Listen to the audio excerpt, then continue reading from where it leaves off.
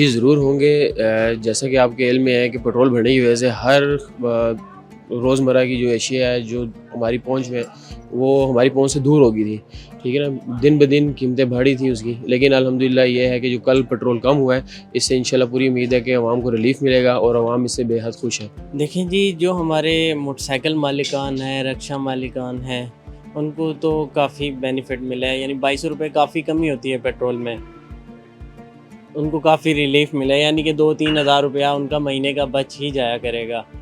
और ये खुशखबरी भी ईद के तीसरे दिन दी गई। हम वज़ीर-ए-आज़म साहब का बहुत शुक्रिया अदा करते हैं जिन्होंने ये हमारे लिए खुशखबरी दी। जी, बिल्कुल आएगी। जैसा कि आपको पता है कि रात को ₹22 सस्ता हुआ है पेट्रोल। उससे हमें तो जो कॉमन आदमी है ना, कॉमन मैन पर्सन पीपल, उनके लिए बहुत बेनिफिट हो गया है काफ़ी हद तक। देखा जाए तो जो बाइक पर्सन हो गए, रिक्शा ड्राइवर्स हो गए, उसके अलावा भी जो मतलब इम्पोर्ट एक्सपोर्ट होती थी गाड़ियों के थ्रू, उनमें भी मतलब प्रोडक्ट्स वगैरह में आप देखेंगे कमी आएगी इंशाल्लाह। इसी तरह हमें उम्मीद है कि आगे आने वाले दिनों में भी हमें काफ़ी हेल्प होगी।